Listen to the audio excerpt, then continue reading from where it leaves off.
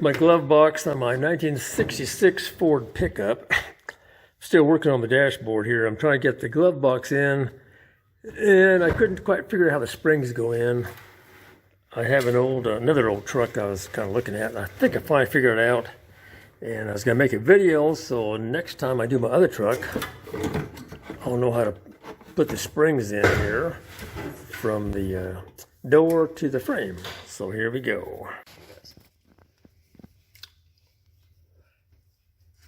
Okay, here's the spring and the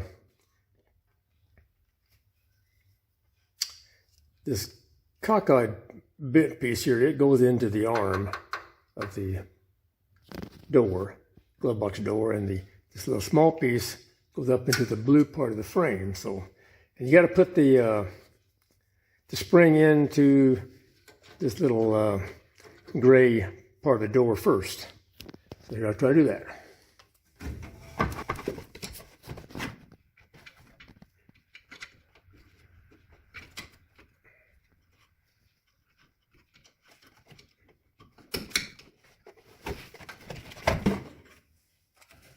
Okay, that's one. Good, now I'll try the other side. Got the box out of the way. Okay, also, this box has a little jog in it because the offset, because the heater is down there, heater box. I've seen several comments about putting the new glove box in from the bottom under the dash. That didn't work for me, so I came in right straight in through the hole for the glove box. It seemed to work real good. So now I'm going to put the other piece in, the other spring.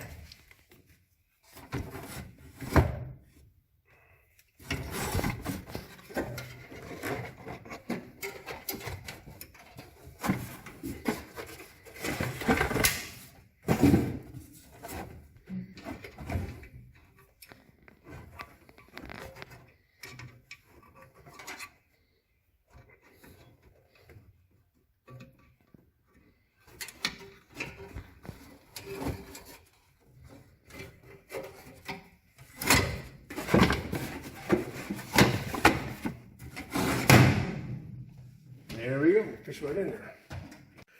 Okay, you got the glove box in. I'll show you a quick look at my truck. Rolled in a bed liner, looked pretty good.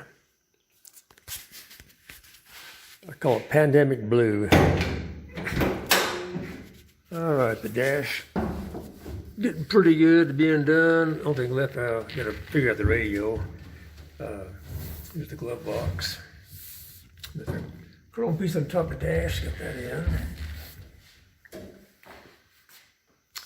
I'll go around and show the glove box in a minute.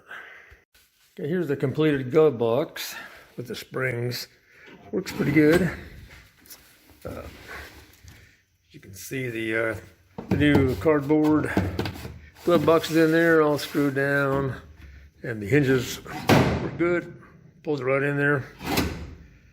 So, I'd say it works like it's supposed to. Yeah, I'm getting pretty close to finishing the truck. Mostly just the interior left. Waiting for my seat to get upholstered. Front came out pretty good. I just painted the grill, put a new bumper on it.